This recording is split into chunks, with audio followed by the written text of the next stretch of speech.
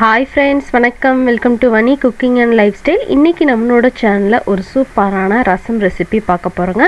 அதுவும் கமகமான தக்காளி ரசம் எப்படி பண்ணுறதுன்னு பார்க்க போகிறோம். இப்போ வாங்க நேராக வீடியோக்குள்ளே போயிடலாம். அதுக்கு முன்னாடி நம்ம சேனலுக்கு இப்போ தான் நீங்கள் ஃபஸ்ட் டைம் வரீங்கன்னா மறக்காமல் சப்ஸ்கிரைப் பண்ணிக்கோங்க. பக்கத்தில் இருக்கிற பெல் ஐக்கனையும் ப்ரெஸ் பண்ணிக்கோங்க. வீடியோவை ஸ்கிப் பண்ணாமல் பாருங்கள். இந்த தக்காளி ரசம் பண்ணுறதுக்கு நல்லா பழுத்த தக்காளியை யூஸ் பண்ணிக்கோங்க. இதில் நான் ஒரு 4 தக்காளி போல் எடுத்து அதை கொஞ்சம் கட் பண்ணி எடுத்து வச்சுருக்கேன். இந்த மாதிரி நம்ம கைட்டே இதை பெசரி விட போகிறோம்.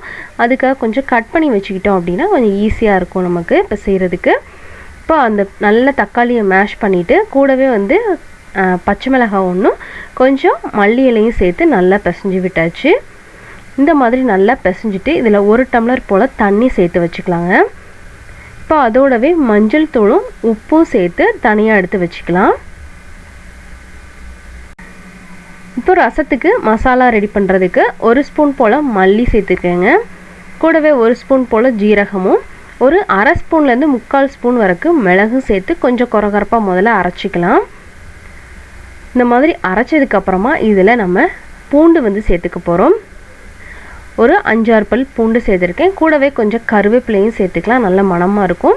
சேர்த்து கொஞ்சம் கொரகொரப்பாக அரைச்சி தனியாக எடுத்து வச்சுட்டு நம்ம ரசம் தாளிக்கிறதுக்கு ஒரு கடாயில் எண்ணெய் சேர்த்து அதில் கடுகு பொரிய விட்டு அதுலேயே ஒரு காஞ்ச மிளகாவும் கருவேப்பிலையும் சேர்த்து தாளிச்சாச்சு.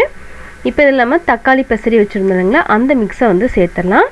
தக்காளியோட பச்சை வாசனை போகிற அளவுக்கு அதை நம்ம வேக விடணும்.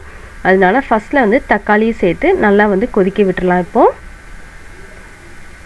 பாருங்கள், இப்போ நல்லா தக்காளி நல்லா வெந்துருச்சு. இந்த ஸ்டேஜில் நம்ம புளிக்கரைசல் கொஞ்சம் சேர்த்துக்கலாம்.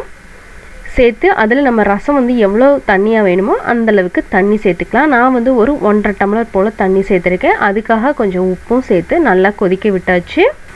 இப்போ இதில் நம்ம ஒரு மசாலா ரெடி பண்ணி வச்சுருக்கோம்ல, அந்த மசாலாவையும் சேர்த்து நல்லா கொத்தமல்லி இலை கொஞ்சம் அதிகமாக சேர்த்துக்கலாம். சேர்த்துட்டு நல்லா மிக்ஸ் பண்ணி விட்டுருங்க. இப்போ இதை ரொம்ப கொதிக்க விடக்கூடாது. லைட்டாக கொதித்து நமக்கு நல்லா நுரக்கட்டும் பார்த்திங்களா, அந்த ஸ்டேஜ் வரைக்கும் நம்ம இதை அடுப்பில் வச்சுக்கலாம். பாருங்கள், இந்த மாதிரி எல்லா இடத்துலையும் கொதிக்க ஆரம்பித்து நல்லா நுரக்கட்டியிருக்கு. இந்த ஸ்டேஜில் நம்ம கொஞ்சமாக பெருங்காய பவுடர் சேர்த்துக்கலாம். ரசத்துக்கு பெருங்காய பவுடர் தான் ரொம்ப சூப்பராக ஃப்ளேவர் கொடுக்கும். சேர்த்துட்டு ஸ்டவ்வை ஆஃப் பண்ணிடலாம். மேலே கொத்தமல்லி தூவி இறக்கணுன்னா நம்மளோட தக்காளி ரசம் சூப்பராக ரெடி ஆயிருங்க. கமகமன்னு இருக்கிற இந்த தக்காளி ரசத்தை கண்டிப்பாக நீங்களும் ட்ரை பண்ணி பாருங்கள்.